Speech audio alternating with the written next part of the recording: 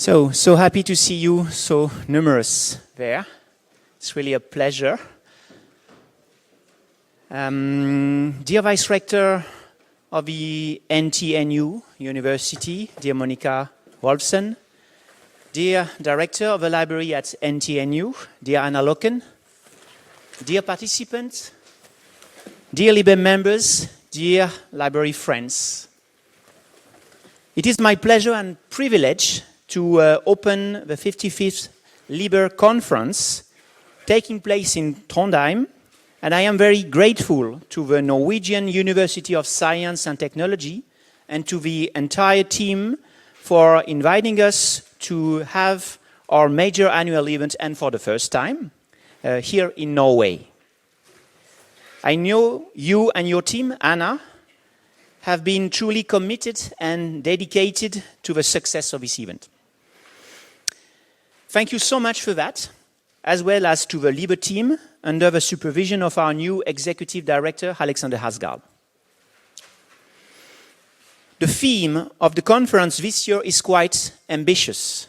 The power of libraries in an uncertain world. The current international context poses for sure challenges and concern for higher education and research. The geopolitical situation and the wars in Ukraine and in the Middle East are having a direct impact on universities in terms of both students' ability to move freely and research collaboration at regional and worldwide scales. More globally, academic freedom and circulation of knowledge themselves are threatened and questioned. Universities and research libraries have been beacons for decades. But the rise of misinformation and disinformation, as well as the growing distrust in science, are having a huge destructive impact on academic communities, weakening our ability to develop peaceful conversation and to build trusted bridges with the rest of the society. As a result of this enterprise to discredit science and to make believe that science is just another opinion, the reorientation of political agendas and the reallocation of fundings away from education, continuous professional development and research on one hand, and the sudden, massive and unregulated development of artificial intelligence on the other hand, are recent milestones that lead to a turning point for academia and academics, bringing new threats as well as, hopefully, new opportunities. So I'd like again to welcome you warmly to this 55th conference. I hope you will enjoy your stay here in Norway. You will enjoy all the keynotes and the parallel session, and I'm very much looking forward to the discussion we will open in the coming hours and days all together. Thank you very much.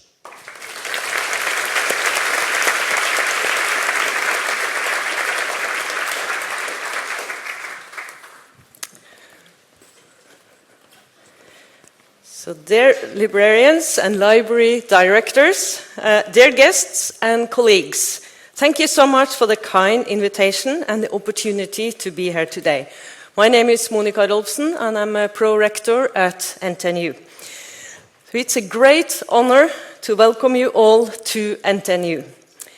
We are the largest university in Norway and we have a history dating back to 1760. That's a quite long time in Norway. For centuries, NTNU has been a place for pursuing knowledge and new ideas. Today, we have around 39,000 students and 7,600 employees. On a Norwegian scale, that is quite a large city. And together, we are also about 1% of Norway's population. In fact, also in Trondheim, 1 out of 5 residents are students in Trondheim. Something that leaves a clear mark on the city's character. Perhaps it is no surprise that Trondheim is widely known as Norway's best student city. And I know that later today you will visit our student society, and that is one of the great reasons for being such a good student city.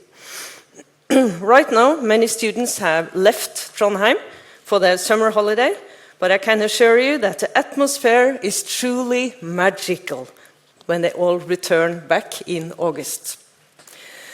NTNU has a main profile in science and technology, but we also have a strong academic range within the humanities, social and educational sciences, economics, medicine, health, architecture, art, and entrepreneurship. Our ambition is to be a leading international university that combines excellence in education, research, innovation, and dissemination with a strong commitment to sustainable societal development. Guided by our vision, knowledge for a better world, we aim to create knowledge and solutions that address global challenges while fostering an attractive and inclusive academic community. In fulfilling our mission, the university library is of extremely importance. It connects people with knowledge, supports teaching and research at every level, and helps ensure that information remains accessible, trustworthy, and open. The library is not simply a service to the university, it is an essential part of the university's intellectual infrastructure and academic community.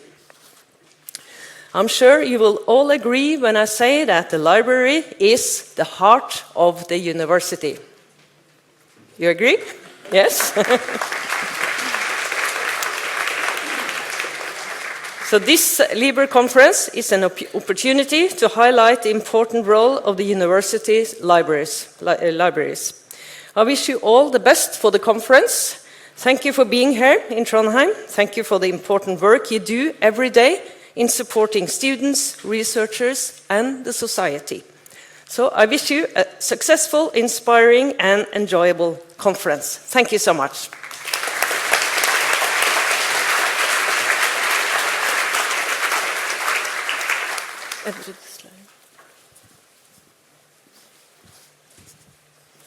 Yes. Dear President, Vice President, members of the LIBER board, our sponsors, and the entire LIBER community. On behalf of the University Library, I warmly welcome you to NTNU and to the city of Trondheim. I hope you feel at home and enjoy the crisp and cool weather after the heat wave many of you have experienced. My name is Anna Løken, and I have been the library director here at NTNU since April this year. So for me, NTNU and the library here are quite new. But as Monica said, our roots go back to 1760s. It was the Trondheim Scientific Society who started the book collection that our library builds on.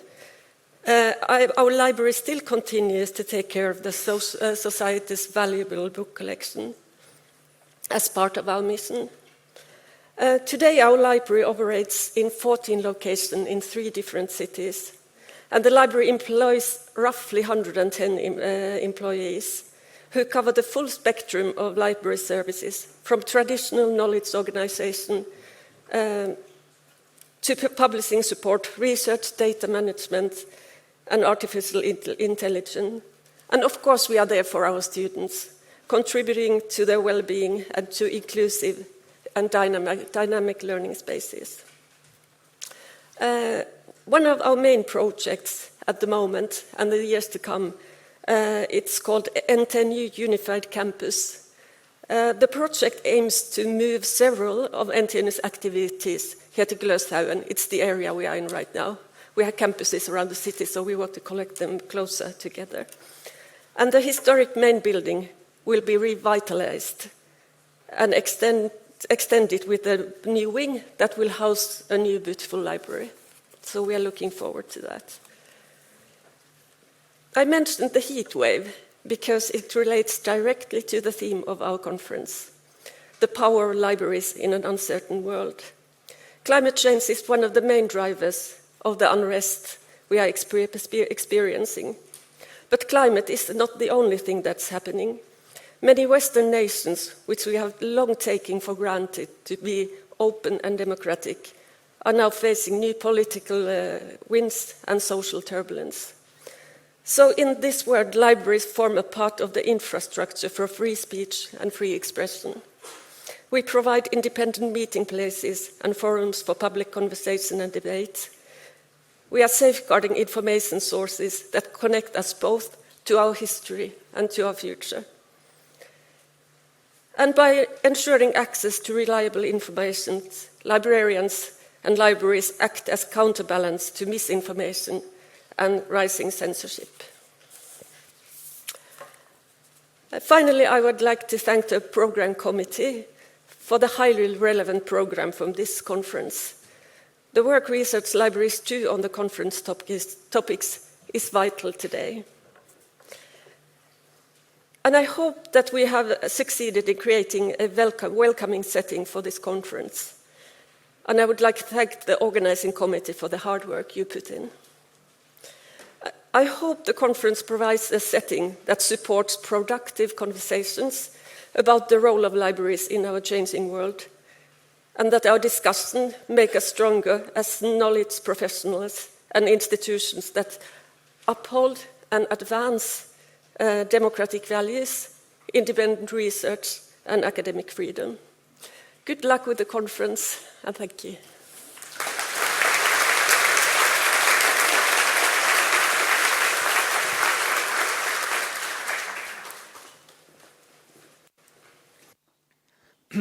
Dear Vice Rector Rolfsen, dear Anna Löcke, dear Julien, dear colleagues, good morning. It's also a real pleasure for me welcoming you all at the LIBER annual conference here in Trondheim. And for me, this is a special moment. It's my first LIBER annual conference as Executive Director of LIBER. And it has already been great how open and welcoming people in this community have been, especially my new role, and how much this willingness to share ideas, to support one another and work together I could experience. So thank you very much for the LIBER community for this warm welcome. Looking around this room with nearly 500 colleagues from across Europe and beyond, I really feel the spirit of us coming together and our common belief that research libraries really matter. And all the speakers before explained this reason so very well. I think researchers really need, research libraries need a place at the tables where decisions is made, and I'm really happy and looking forward to help to secure this place as Executive Director of LIBER. My colleagues from the LIBER office, the local team here at NTNU, and I will do our very best to make this experience for being here enjoyable and rewarding for you. Please come to the LIBER desk, which is at the entrance, with any questions you may have about LIBER or the conference, and please also feel free to ask to our colleagues and volunteers in this yellow t-shirt in case you may have any question. Here I also have some technical points, so the workshop 1.5 and 1.6 still have available seats. So if you are looking and if you are leaving on Friday, there will be a bus at 2:45. For me personally, this conference is also a chance to meet many more of you, and many for the first time, and I don't think I'm alone with this experience.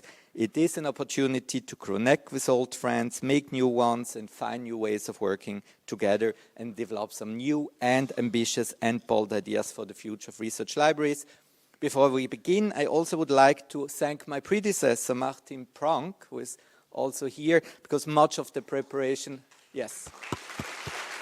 Are you Martin?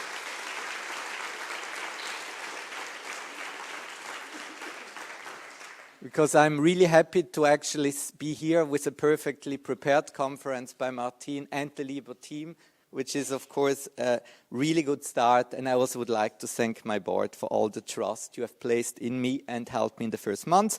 So I'm very much looking forward for the days ahead. Hope you enjoy the conference, the conversation, your time here in Trondheim. and this conference is a start. So please come back to us after the conference. Keep in touch and work together. Thank you very much.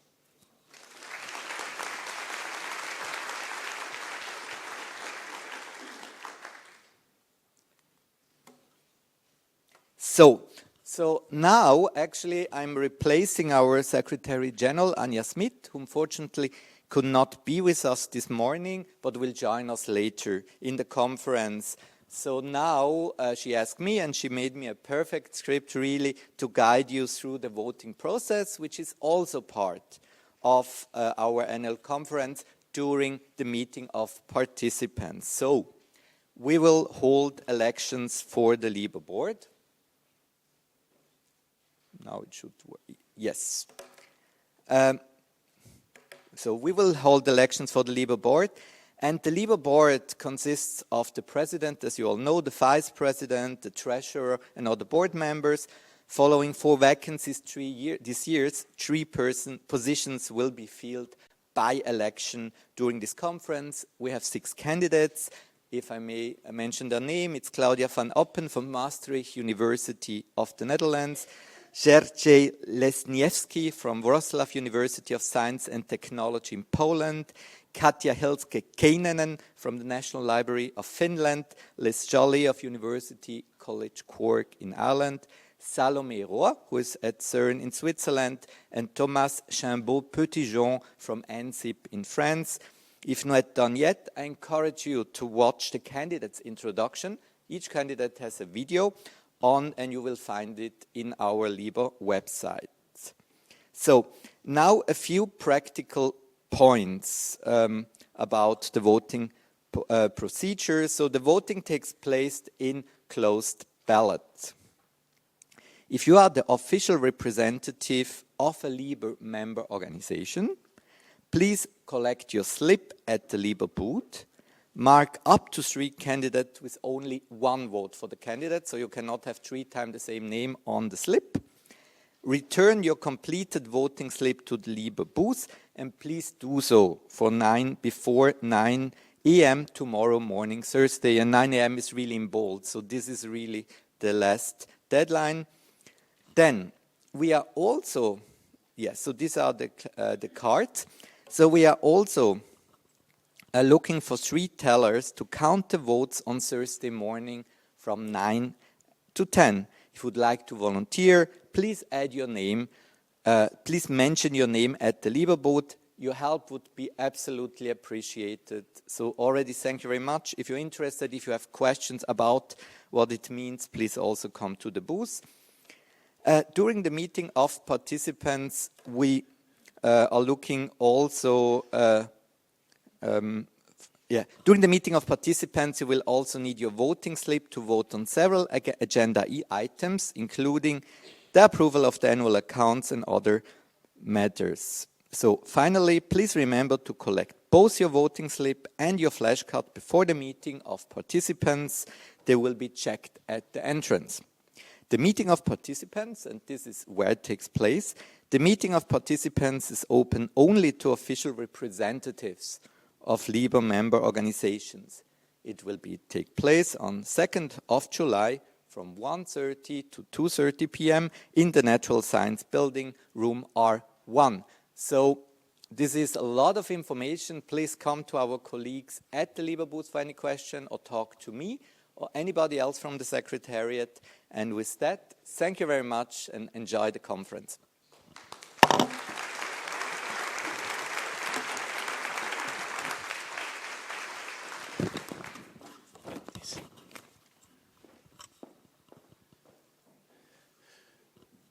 Good morning.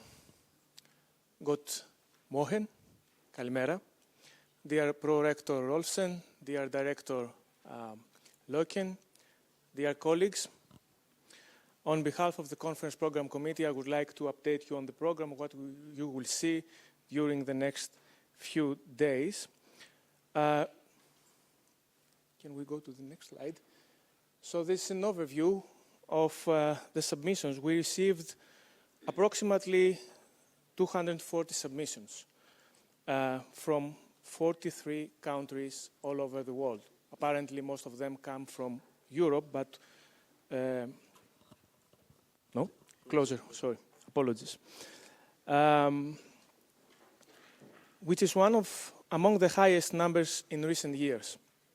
We would like to thank everyone who submitted across all types of contribution, and this number reflects a highly competitive selection process, which is for the second time addressed by introducing a fifth parallel session during the presentations. The formation of the conference program is always a very challenging process for us, as it requires to balance, your increased interest, but as well as the available resources, meaning space, meaning time. So we are aware that several conflicts in the program will not allow everyone to attend everything. The submissions came, as I told you, from many countries, as you can see, including 16 from other continents, which is something greatly pleasing for us and demonstrates that the LIBER conference serves as a platform for dialogue on a global scale. This year we were also, able to update you to report on the AI use for the submissions, because this is something that we introduced last year, and we know that AI affects scholarly communication and conferences in general, and we are... Could you speak a bit louder? Okay. Again, apologies. So, yes, the majority of those cases were for language editing purposes, and we would like to thank all the colleagues who adhere to the policy and for being honest to inform us about the use of AI tools. The conference submissions are reflected. Can we go to the next one?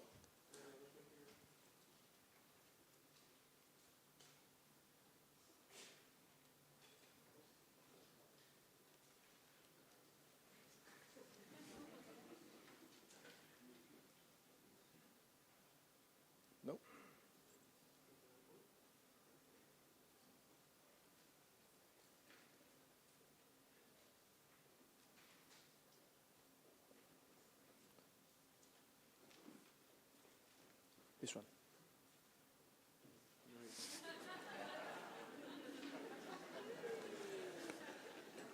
Okay. So the conference submissions are reflected to three main components: knowledge exchange in the form of 45 presentations, 2 sponsor updates, and the newly introduced LIBER Spotlight. I would like to invite you all to visit the poster area and to speak with the presenters so that you can learn more about their work. Later today, you will have also the opportunity to hear a few inspiring words from them. And we are also particularly honored to welcome 3 keynote speakers, namely Kenneth Ruud, who is going to speak right after, Patrick Vail, and Jemima Steinfeld. The second component supports the collective exploration of intriguing topics, best practices, trends, concerns, and considerations, as well as our forthcoming strategy. I would like to invite you all to take part in the strategy development session later today. And lastly, the conference offers several networking opportunities, allowing everyone to connect with colleagues and organizations. None of these could be done without the members of our conference program committee. I would like to thank each one of them for their very hard work and for their support. I would like also to express my heartfelt gratitude to the LIBER office and the Norwegian team from NTNU, led by Solveig Carlsen, for the invaluable support over the past months in organizing one of the largest LIBER conferences. Their collaboration was not only highly professional and methodical, but also genuinely friendly and made a real difference. And forgive me again for my Norwegian, but I'll try. Takk for din uvurderlige støtte.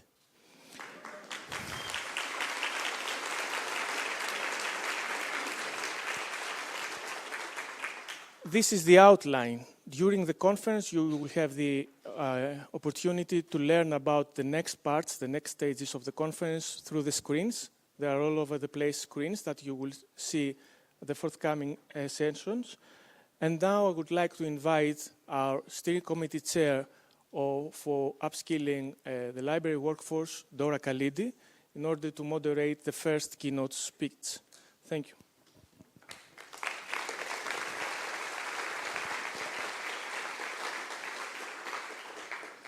Thank you, Yannis.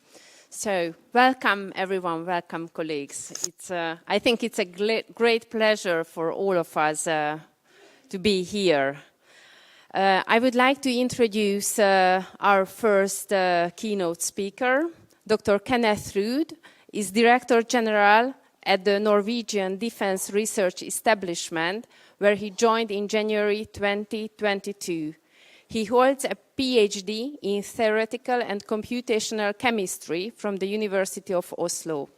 His main research focus has been on developing and applying electronic structure methods to light-matter interactions in a wide frequency range, including nonlinear optical processes.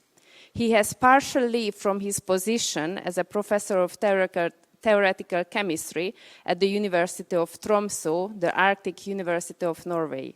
He has extensive experience with research and research leadership, including the position as pro-rector for research and development at the University of Tromsø between 2013 and 2021, where he was actively engaged in the university's activity on open science. The title of his presentation is The Future of Open Science in a World with an Increasing Conflict Level. He is raising questions and hopefully he answers, or we can answer together the questions. How can science, and open science in particular, respond to these global developments? How can researchers navigate environments where governments may seek to restrict the sharing of knowledge or limit the scope of scientific inquiry?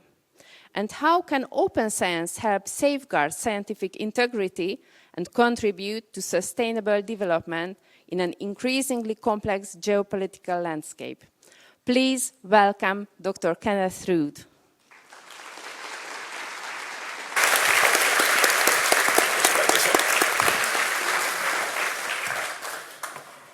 Thank you very much, and thank you also very much to the organizers for inviting me to give a presentation here.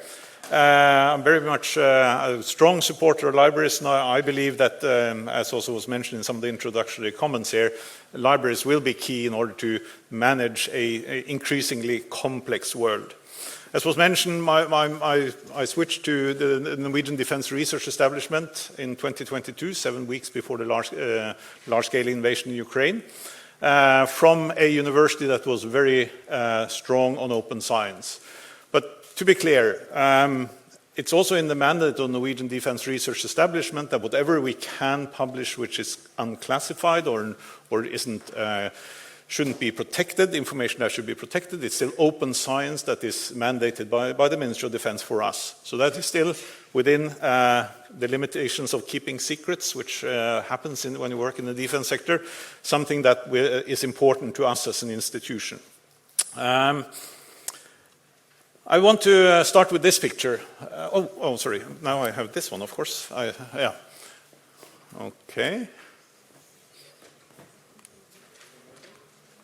Not working, but then just next. Yeah, this picture. And in a sense, I'm not going to focus on the planes or what the plane can achieve as such, but an element of that plane which perhaps isn't talked about too much, and that is what is called a stealth characteristic. The stealth characteristic means the fact that it has a stealth characteristic means it has on a radar it will have a very, very small image. So it's really hard to detect by a radar. So that means you can approach a target, not really being seen until you're basically there. And why do I mention this here? Because what is the history behind this stealth characteristic? Well, this was an engineer at Lockheed Martin that one day came over a really hardcore mathematical paper published by a Soviet researcher on how to calculate radar signatures of an arbitrary geometrical shape. and then thought, well, okay, an arbitrary geometrical shape, that can be an airplane. And the key message here is, you may believe you're doing basic fundamental science, but it can have an important impact in terms of also for military applications, or for applications that can threaten national security. So, for instance, if the Soviet researcher had decided not to publish that work, they protected it, the Cold War had looked very, very differently. We would not be able necessarily to have an overview of what the Soviet Union were preparing in terms of missile launch sites and so on. And that's, in a sense, if we then move on, to some extent we can say research security is no longer an elective subject. But the point is, it really never has been. But we've been living in a period of long-term peace and stability that perhaps have made us forget a little bit about this, the fact that information has a value, and increasingly we see that technology produced primarily for civilian purposes can be used and create a lot of damage to nations. Historically, in a sense, the only actors large enough to create damage on a nation was another nation. But today, in a sense, technology is also available to non-state actors that can really severely harm a nation's security and stability. The most obvious example is, of course, the cyber domain, information technology, where you can threaten, say, the payment systems, GNSS, so that means position, navigation, and timing, critical for being able to locate where we are, critical for our airplanes. This is easily now manipulated, and things we need to be aware of, and can create large harm. But the point is, it's not, as I said, an elective subject, and really not, haven't really been. So I've been at the University of Tromsø, and they had, many of you probably know this, in November or in the autumn of 2022, an illegalist was arrested at the university, working in a research group called the Grey Zone, working on hybrid threats to society, understanding the total defense in Norway, all open. But the point is, a lot of open information can get you an understanding of how society would respond to a threat, for instance, and thus make it easier to target the best approach, how to destabilize a country. And to create an illegalist, like Mikhail Mikushin, it takes many, many years. So again, although we were, until at least 2014, maybe we can also say 2008, living in a peaceful part of the world, but from 2022 with the large-scale invasion, that really changed. Nevertheless, that work started a long time before 2022. To create that person, create that identity with a proper research background so that you can be accepted into a research group. So all in all, this means being aware of the value of information and how to interact with international researchers is key. And in Norway, I would say our authorities have done a very good job in creating a booklet on guidelines and tools for responsible international knowledge cooperation that I really can recommend for you all to look at. I think it's a really good work. And the key here is to know the value of your information. As long as you know the value of your information from a national security perspective or from a military perspective, it's safe to work with international collaborators. And we should work with international collaborators, except when you work in my field, because their trust comes in as an extra element in all of this. Because we are now in a situation where we moved from, in a sense, the liberal, rights-based world order to a world where, if we go back to the Athenic Wars and Spartan Wars, where, to cite the general there from that time, the strong do what they can and the weak suffer what they must. So we are back into a great rivalry, between a great power rivalry. And again, I think there are not, I don't know if there's anybody here that's really from before the Cold War, but it's important to realize that the liberal, rights-based world order, it's only 80 years old. It came after the Second World War. So we are, in a sense, going back to what was pre-Second World War in terms of the relationship between nations. And that's interesting because world order is basically an anarchy. There is no top judge that can make decisions on conflicts between nations. And instead, the way nations interact, it will be hopefully through peaceful negotiations, competition, conflict, and in the worst case, an armed conflict, which we now have in Europe. But it's important that this competition is all there. And of course, I listed up 3 great powers on this slide here, and they act in different manners. And that's also important, knowing how different states act. Historically, perhaps, from the Western point of view, US has been the protector of the liberal rights-based order. Can be debated in certain cases, of course.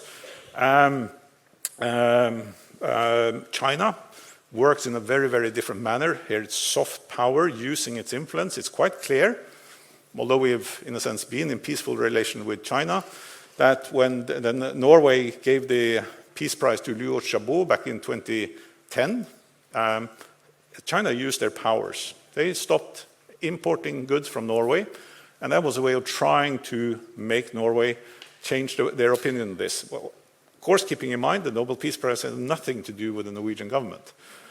But it also shows how you apply power between nations can be on a very wide scale. It can be economic, it can be through rare earth minerals, it can be on energy, as we've seen. All these are things that can be used to try to influence how states act and interact with other states. Now, what also complicates things is that technology is, again, an important factor here. We have seen in Ukraine how important the fact is that for the rapid innovation processes that happen in Ukraine, rapid innovation in cycles down to 3 months, maybe even less, in terms of both digital infrastructure, in terms of drones. It's been essential for their ability to withstand the Russian aggression. But that also means having that technological edge, or having that capability to innovate faster, is critical in order to be able to defend national interests.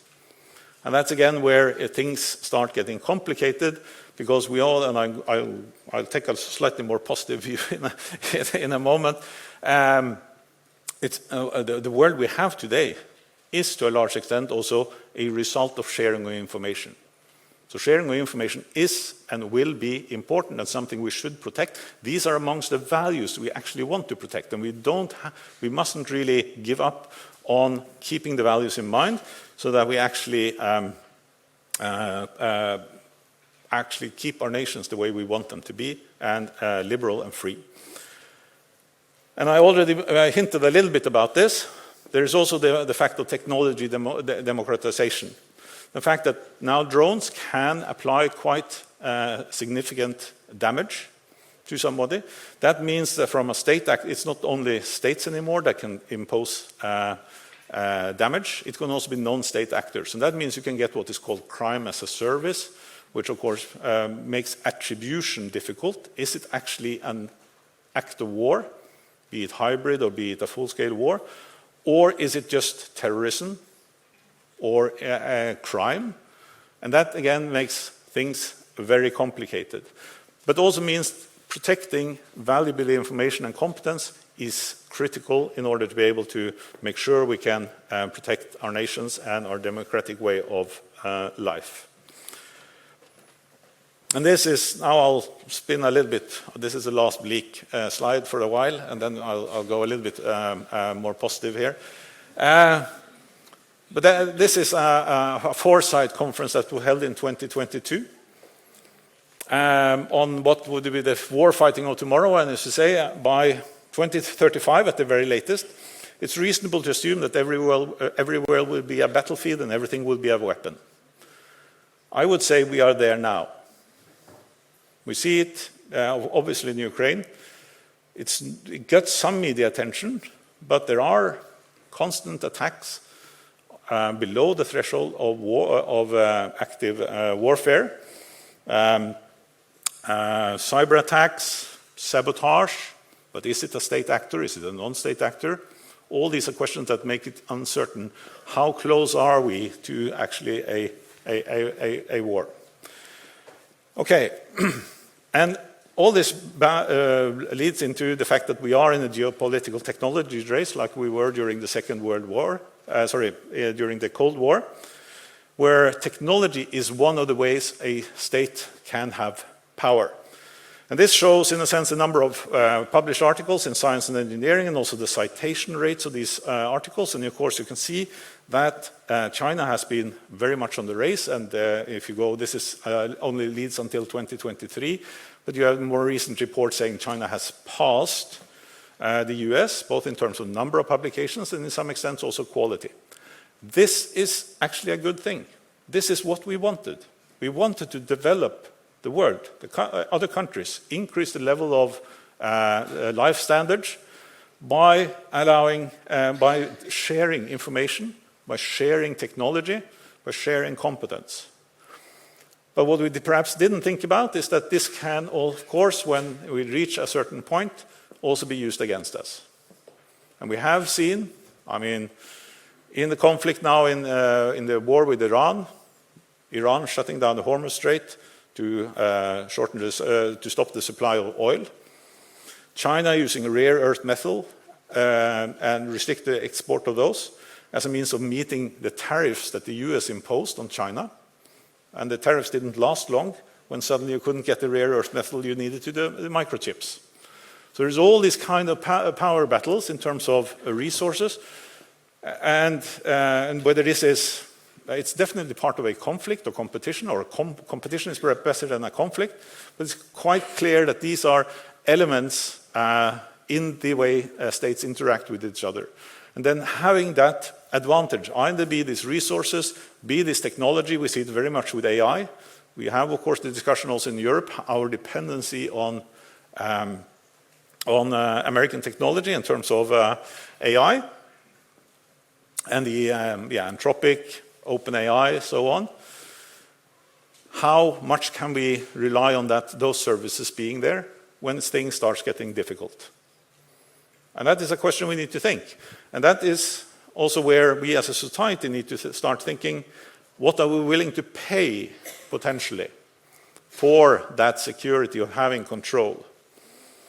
Because we can also say, use another example, it's been really hard in Norway to try to establish industry to build new batteries for electrification of cars or other things, because China is extremely good at innovation in production. It's extremely hard to beat them on price. And that makes, unless we're willing to pay extra, we will probably end up having a strong dependency either on China or other nations on certain fields. So this is what are the insurance premium we're willing to pay to make sure we can keep our sovereignty also in difficult times. Another, which makes me even more worried, this is again a somewhat old slide, but the investments being made in technology companies on R&D is larger than even fairly large countries' R&D budgets. And they are not under democratic control. They are at the best in the control of one person, or somewhat better under the control of a board. But suddenly that is a lot of information being produced, which is not in the open science. It's not being shared. We don't know what's happening. And on the right, the same, of course, on the defense budget, R&D budgets. The US defense budget, almost $1,000 billion US dollars back in 2024. That's an enormous number. That is not necessarily open. A lot of it is actually open, but still, a lot of information is produced that is not being shared necessarily through US libraries. And how do we handle this? And in particular, how do we handle the fact that technology is in the hands not under democratic control? And there I wish I had an answer, but I don't. But I do believe we need to push for sharing as much as we can. Another challenge, and here I do believe US libraries are extremely important, and that is information warfare. I And I would like to just use then a few minutes on just making the distinction clear. So misinformation is one of the things that we can be exposed to, and that is defined as false, incomplete, inaccurate, misleading information or content, which is generally shared by people who do not realize that it is false or misleading. So this is often used as a catch-all for all types of false or misleading information, regardless of whether referring to or sharing it was intentionally misleading. Then we have disinformation, which is false or inaccurate information that is intentionally spread to mislead or manipulate people, often then to make money, cause trouble, or gain influence. And finally, it's malinformation, which refers to information that is based on truth, though it may be exaggerated or presented out of context, but is shared with the intent to attack an idea, individual, organization, group, country, or other identity. And we are all exposed to this on a daily basis, and I'll just give a few examples where I think, and I'll also give some way why I think how we can possibly deal with it, and I do think libraries are essential for this. So 2 examples on the right here is a study that was done at my research institute, where they particularly looked into a story where it was claimed, it was distributed by Russia Today, which is a propaganda site for the Russian government, that a Norwegian or an insider at Kongsberg had shared classified information about the NASAMS, so the air defense system that they produce, and in particular also how it then was being used to support Ukraine. But that was a false story, but it was shared on Russia Today, and by Russia Today on Telegram. And within 20 or 48 hours, it had reached 77 news outlets. It had gotten 211 posts on social media and had reached 1.6 million views of this within 2 days. It deliberately planted misinformation. So that shows the enormous spread that we can get of false information. That's, of course, what triggers responses is things that upset us. If it's small variations on the daily life, it doesn't upset us. But if we do react, if it hits something that we have a predisposition for, well, we would like to retweet it without actually checking the sources. And there I think we need to work together. How can we provide reliable, valuable sources so we can actually verify this, so we think before we share? Another example is, well, it's somewhat related to this. It's on the left-hand side, where the Russia-Ukraine Disinformation Tracking Center has found 559 websites spreading war, disinformation, and the top myths that they publish. And you may think, why on earth are there 559 fake news sites? We have also, in connection with preparations for to see to what extent the Norwegian parliament election was being manipulated, we were also looking into how many fake news sites there were that were Norwegian, but run by foreign actors, state or non-state. And in general, there are around 50 to 100 that basically just replicate Russian narratives. And why do you do this? Well, first, if you do a Google search, there's a high likelihood that you get this. More concerning to me is the fact that, the AI engines that we use, they trawl the net for information. And if you find 4 news sites that says that this is not true and 559 that says that this is true, it's all statistics. This is what you will get as an answer, the false result. And so it's not even hallucination. It's doing, based on the data it has, it gives you the answer of what it thinks is plausible. And for us that work then in the defense sector, where we are very, very cautious, we're always behind in terms of AI, because we're so afraid that this has happened. And in particular, if we're going to make decisions based on AI. Because what we do, or not we are a research institute, but what the armed forces do, is, in the ultimate case, take life. And if that is based on false information, unwillingly possibly, but also willingly, you can seed these AI tools, that can have devastating consequences. And again, we're back to what are we willing to do ourselves in terms of making sure that that doesn't happen. And I should have had a slide there, so I'll take a small digression without the slide. What we're doing in Norway is now we're making the National Library is making a Norwegian national model, language model, large language model. And they use their library resources and their vetted internet pages. So they ensure that it's, well, I think partly it started, of course, to protect the Norwegian language, getting large enough volume, we're a small language, but also making sure but later and also because of the geopolitical situation, making sure we have quality ensured information in that Norwegian large language model. So the government is using about 2 million euros per year in order to build up this model, and I think that's a very, very valuable task given the times we're in. Another example from my home university, the University of Tromsø, the Arctic University of Norway, is we have a research group working on what we call Russian memory research. Because I've been talking a lot about technology and competence, but misinformation, malinformation, disinformation, it's also applicable to the humanities and the social sciences. So the Russians are increasingly aggressive in terms of defining a historical event in their Russian narrative. What was the basis for their presence in northern Norway? And that is challenging again to meet because we have two different conflicting views. And how do you make sure which one is the right one? And if you had an open scientific debate where we enter that debate with the purpose of learning and gaining together a deeper understanding, we would really make scientific progress and we would make progress as a society. But we're not there. We are often in debates, and we as scientists as well, often do that mistake. We go into debate to win, to say that we are right. We don't go into the debate the old Socratean way of both increasing our understanding.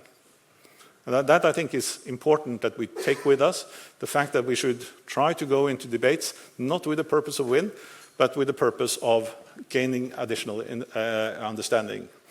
And this, it's of course extremely difficult to do, but in my mind, a politician that changes a point of view really gains my respect. But that person will often be met with, oh, he's just changing his opinion according to the wind. But if you do that on the basis of the fact that you have gained new information, and that makes you prioritize what you think is important, that is the whole purpose of a scientific debate. So again, we are constantly exposed to narratives that are not necessarily correct, but are intended to influence the way we think about particular events. And take another example, also from my research institute, we were mandated to give scenarios on how could a foreign actor influence, make huge impact on Norwegian and destabilize the Norwegian system. This was with our previous government, which had the Labour Party and I'm a little bit uncertain what it's called in English, but a party that is very much opposed to the European Union and the European Economic Area. So we made a lot of scenarios, or exemplary scenarios, and the purpose with these scenarios is to show possible and the scopes of the way you can destabilize the Norwegian society. And one of them was saying a foreign actor post a news story that the government wants to pull Norway out of the European Economic Area. And the point there was the government, the minister who had ordered this report was from that party who was very opposed to the EEA. He said we were political actors. We were just trying to sell the narrative that they as a party were trying to destabilize Norway. And it went viral, which proved our point. This is such a contentious issue that we don't keep to the scientific logic anymore. We just let our emotions go, and that's how we can destabilize a society. Immigration is another such topic, which raises a lot of feelings, and where we don't keep track of the scientific debate. So that's a strong recommendation to all of us. Follow the scientific principles of a debate and analyzing and critically analyzing all data available to us. But I've been talking a lot now about national security and so on, but there are many topics. I talked about immigration. That's a contentious issue in Norway. The COVID, vaccination creates also a lot of feelings amongst people. And that puts pressure on those researchers. We see it time and time again in Norway, not as bad as many other countries, that when opinions that are scientifically based, and keep in mind the scientific result is never, with a few exceptions, mathematics is perhaps an exception, but normally you don't have two, there is not a definite answer in most cases, because you have to value, you have to make different, so politics is not science, and that is the challenge. So you can always find some scientific results, all depending on what kind of question you ask, that may support one or another political agenda. And that means you quickly, on contentious issues, as a scientist, you will be attacked that you are not doing the proper science, you're not looking at those results. And to some extent, but the point is you're often asking different questions. And some questions cannot easily be answered also by scientific methods. And COVID is still a little bit of an open question in terms of whether was this a lab accident, was this a natural zoonosis happening. But the key point again, and their message to all of us, protect the scientist, even if you disagree with them. It's important that academic freedom in terms of speech and academic freedom in terms of the scientific method is being protected. Because that's the only way we can actually make sure that we have quality ensured information. And there, again, US library and librarians are key in terms of how do we curate and make sure that the information we have is accurate and true within the scope of the question being asked in a given scientific debate. So this is just stressing what I've been saying many times now. It really is a need to focus on the scientific method and also, again, for those of us that are scientists, be clear on when we're scientists and when we are stepping over and making political arguments. We are often as scientists also somewhat blurry on when we speak based on our political views or when we give recommendations. Be clear on what is science and what is our recommended point of action based on that science and based on other things that are not necessarily scientific based. Because a modern society is complex and you have to value, I mean, a big question in Norway is of course now, we are one of 3 producers of high energy explosives in Europe. And that is one of the limiting factors in being able to replenish arms stocks and support Ukraine. Are we going to build a factory to produce more, or are we going to protect the forest? And there is not a scientific answer to that question. But it's much easier than to ask the question, should it be built in that forest or that forest? That you can possibly do some scientific analysis to, but whether the forest in itself has a high enough value compared to the ability to protect our sovereign nation, our democratic way of life, that is not a scientific question. And we often aren't good enough in saying, now I speak my own opinion, not based on science, and this is what we do as a scientist. And the environmental issue, which has unfortunately lost a lot of media attention, is such an issue, of course. We can, how much can we say try to raise the living standards of the rest of the world, whereas that will increase the need for energy. And where are we going to take that energy? Are we going to produce more oil or gas? Are we going to build windmills or solar panels?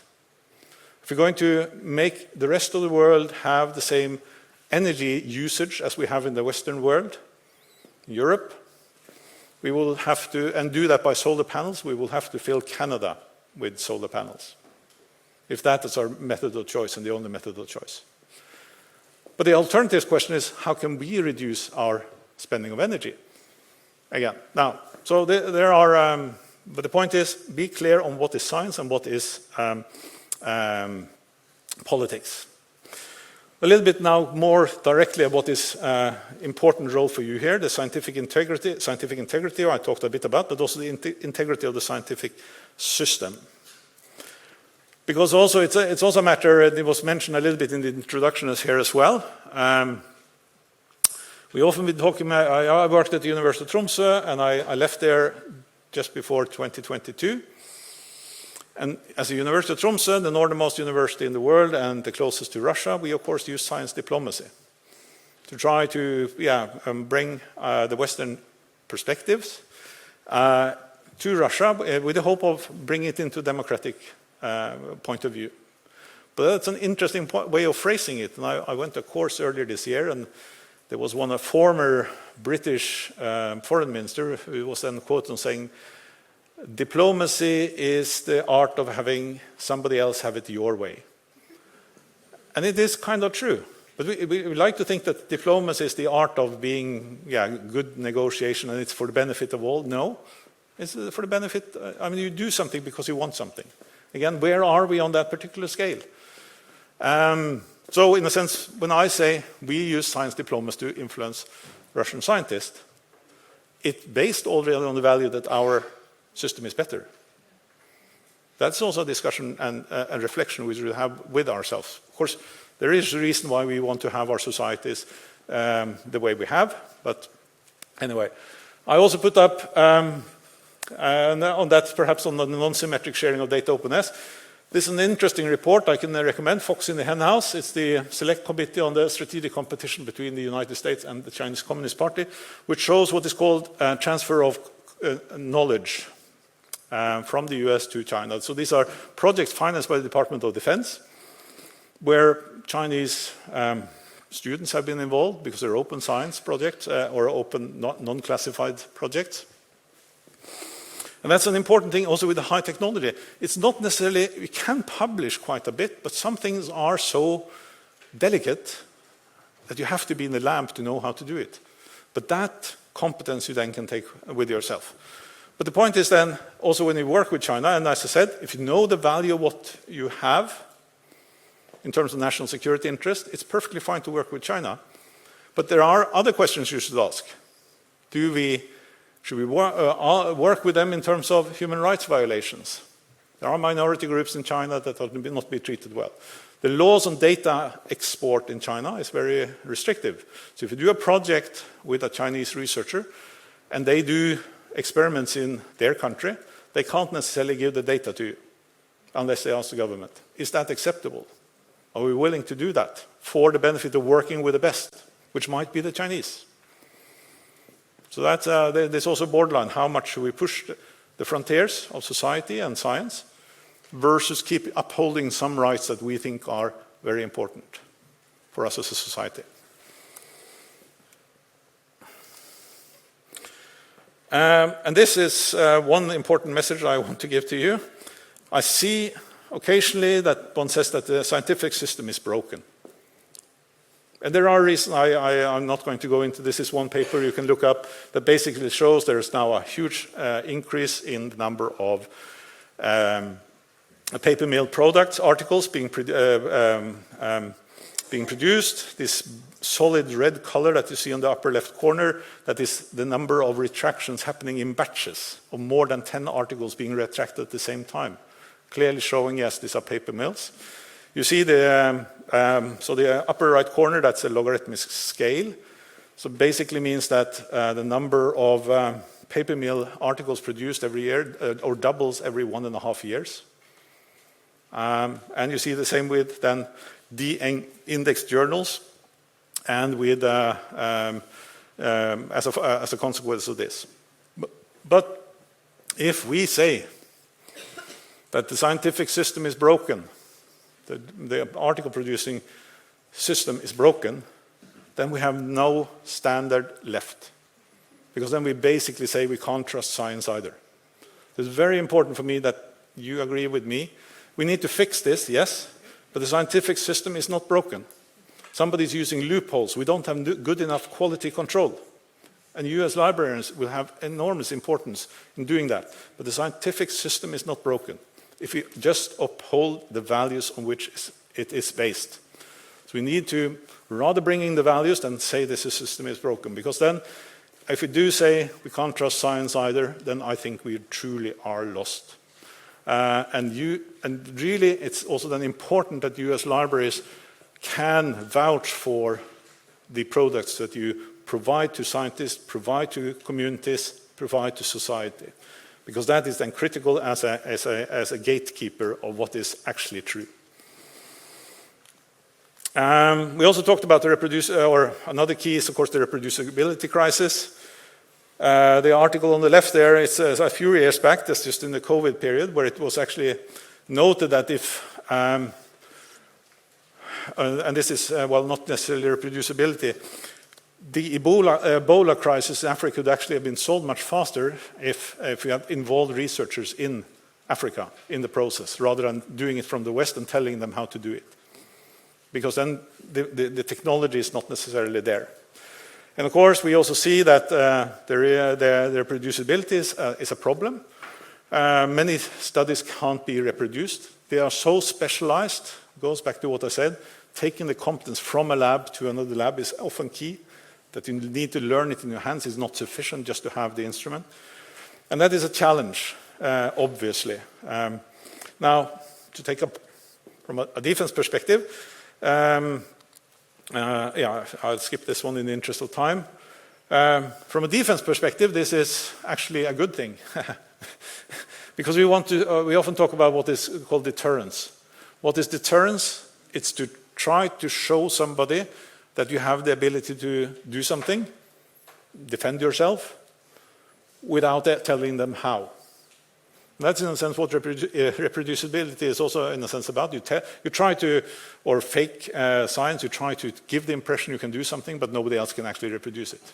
So from a deterrence perspective, reproducibility crisis is a good thing. But this is not meant as an encouragement. Yeah. And this is just a slight detour in a sense from what the main topic here. But from for a person who went then from working at the university for 30 years, then going into the defense sector, the defense sector is anything but an open market.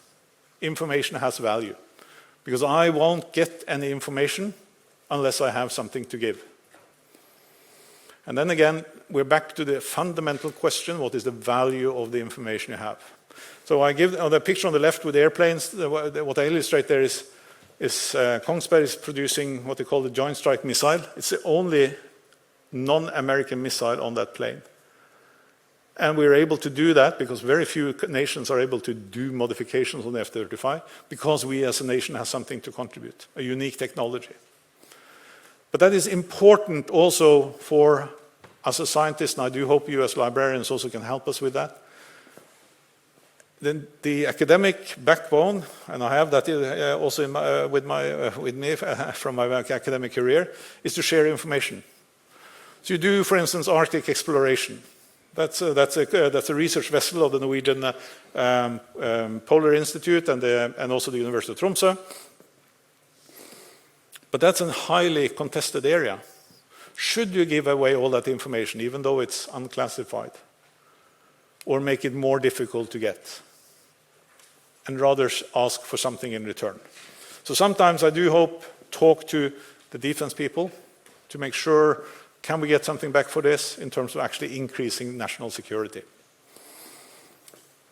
So, is there a path forward? I see I have 5 minutes left, so I'll go a little bit forward. I do believe the way forward is open science. But with always in mind, what can this information, before we share it, what is its value?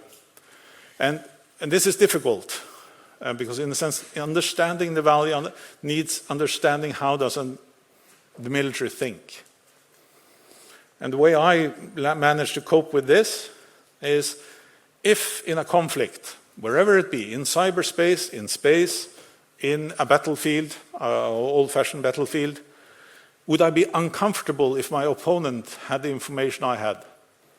Would I be unable to defend myself? And if the answer to that is yes, then I would be a bit restrictive on sharing that information. I think that's an easy way of trying to test this without going haywire in terms of, the problem is often when you go into our sector, you start protecting too much. But openness on all parts of the process is key to having the trust in the system. Because then we can document everything. If something is behind a paywall, if something is in an editorial process that we can't really see, you can question it. But if you have openness and transparency, then you can at least have the trust. So that's why I do believe open science, and all parts of it, needs to be implemented in order for this. I also like this. This is the Drugs for Neglected Diseases initiative in Switzerland. They have given various ways of ensuring that openness, that transparency, and trust in their process by giving recommendations both to governments, philanthropic R&D funders and investors, academic research institutions, the industry, and global health actors. And I'll share this slide, so I'm not going to necessarily go through all the details here. But they are going through what are the requirements that should be looked at by different actors in the scientific system, including the scientific system in society, is key for trust and transparency, and thus making sure that the integrity of the scientific system is maintained. But being a researcher on open science, this is often how I felt. Yeah, it's all open science, but we're going to count the number of publications and citations because it's the easiest way we can do. And now, of course, we have AI, and everybody writes equally good proposals, and everybody have AIs write the reviews. It's an interesting system, right? But again, so from a researcher point of view, this is still challenging. And somebody needs to be the front runners. And the problem is, those that should be the front runners, those that are the leaders in the field, often feel that they are the leaders because of the traditional way of defining who's a leader, in terms of citation, in terms of which journals you publish in, and so on. But the key is the quality of the journal, not necessarily the name.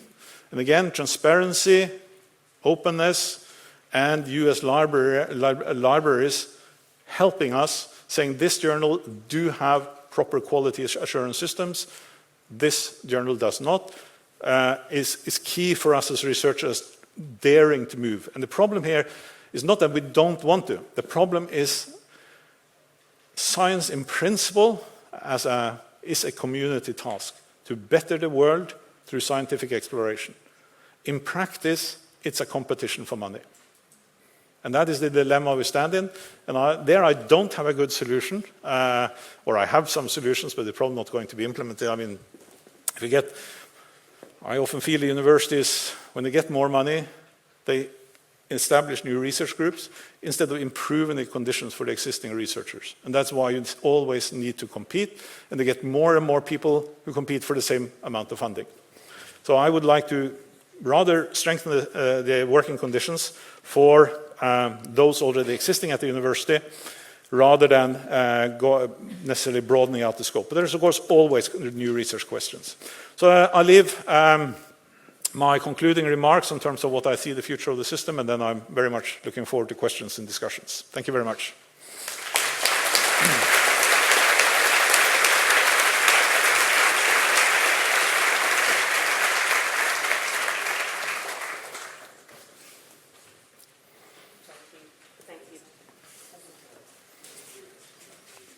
Okay, thank you very much. It was great. I really enjoyed it. Thank you. And we have some time for questions. So please raise your hand if you have any questions. Yeah. And the colleagues are coming with the microphones. Yeah. Are we telling our name and who we are? Or are we just asking questions? Up to you. Okay, anyway. So, my name is Margot Barguer. I'm from a German library. And you just raised the point of open science, and you said documentation, transparency, reproducibility. All these factors actually slow down results. And so it was really great that you also mentioned that when universities have money, they tend to extend instead of sustaining and stabilizing. Where do you see the role of libraries in helping not to just grow and extend, but maintain and sustain? And I do. You have, of course, this publish and perish, and I do hope. I mean, I'm not that active as a researcher anymore, but I am very uncertain to what extent all the papers being published is actually being read. I think it's, but a few papers will be, because they are key. The question is then how to communicate that. And the problem here is, in a sense, I do think people, some research definitely want to go in depth, rather create few but high quality papers that are used by many. But again, when there are 3-year funding cycles, you need to produce something, that's one.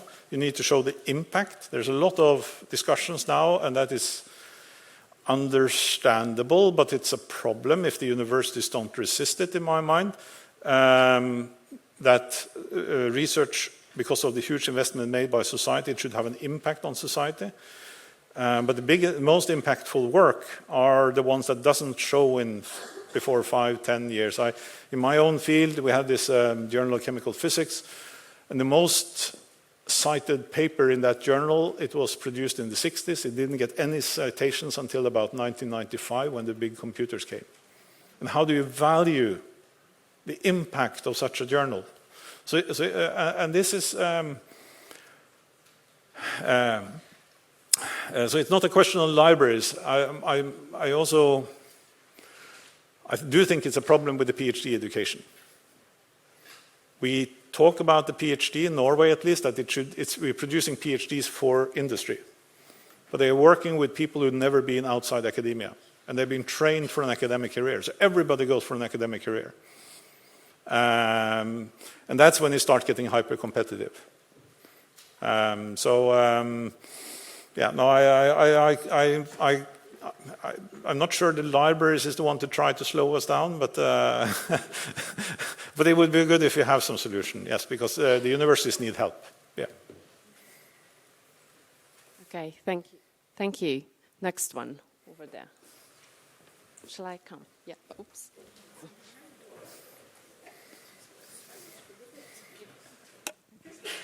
Thank you very much for your talk, Karin Sipido, Leuven University. I'm intrigued by your comment on the libraries as gatekeepers for trustworthy information and publications. The quality of the information that is published is actually only in the hands of the researchers who publish it and who review. And we have come from a system where journal impact factors and reputation stood for quality. I'm aware of the Norwegian system where journals are sort of quality assessed by a peer review system. But if we move into a system where we start with preprints and open review, a lot of information will be out there without previous review or assessment. How do you see the role of libraries in this process? Well, I do think, I mean, if you think in terms of internal control, I mean, somebody, whether it's probably not individual libraries, but well, this organization potentially could go and monitor the processes within individual journals to see, are they adhering to proper standards? And I don't see preprints as a problem, but it clearly should be that we as a researcher, if we find a preprint that hasn't been published in 4 years, it probably hasn't passed the peer review process. So keeping up the peer review and encouraging this amongst researchers is key, because preprints is a way of accelerating research, but it doesn't take away the quality assurance. And that is, ideally, if all researchers adhere to research ethics, we wouldn't need peer review. Well, okay, moderate that one slightly. Everybody can do mistakes. And if somebody can spot these mistakes, it's great. So moderate my statement. So having somebody quality check the research done is a good thing. But increasingly, it's also a matter of checking whether people are actually doing things according to research ethics. So the fact that you have and advocate certain journals, like we do in Norway, is a way of helping us as researchers find the right channel, because we're bombarded. I can hardly keep up with my university email because I get invitations to journals 3-4 times a day to submit papers. And of course, they all delete them. Somebody answers to this, otherwise it wouldn't work. So you have an important role in not necessarily, I mean, I agree, you can't evaluate the quality of each individual article, but you can evaluate the quality of the processes within a journal, or in one way or another. But not an individual library, but you as a community or some other system to be put up. You can advocate at least for this. Thank you. We have time for one more question. Okay, Anna. Thank you. Anna Clements, University of Sheffield in the UK, and I'm just picking up on that point about the moderation and so on, and effectively the evaluating the journals and so on. And I suppose the question is, and you have the point up here, institutions and researchers must take responsibility for the publication system. Currently, we know there are a small number of large commercial organisations who are in charge of the publication system. So if we are effectively saying these journals are good, these journals are bad, we're handing a check, an even bigger check, to those commercial publishers. So I suppose my question to you is, how do we move away from that and actually get to the point where institutions and researchers do have responsibility and presumably ownership of the publication system? And in a sense, that's where Diamond OA is the answer. But what does it mean? Where did scientific journals start? It started in scientific societies. It perhaps needs to go back to that. But the problem then is, and take my own field, and hopefully there's nobody from that association here, American Chemical Society. What do they do? They use journal income to sponsor events, conferences, things like that, activities. It's a good thing. They promote chemistry, but it should be a closed system. The publication should be not make a profit. And here, well, historically that was what scientific societies do. They don't work like that anymore. They're elite society. They don't cover all scientists. In the old days, you had gatekeepers that the professor submitted a paper, so he was basically he or she was a reviewer, basically. There was no review process. The head of the lab accepted this is good enough for my lab. But now instead we potentially have libraries. Can libraries go together and say, well, this group of libraries sponsors a Diamond OA, of course with funding from the universities or whatever, make sure it's not for profit, self-sustained, reasonable services, good quality processes, and it's free to publish and it's free to read, because somebody's paying anyway. But it then goes back to this fact, are we willing to take the uproar from researchers who won't be able to publish in Nature and being told to publish in the the LIBER Journal of Mathematics, not in Nature? Are we willing to take that fight? I think we need to. But that's easy for me to say. Thank you very much. It was great. Thank you.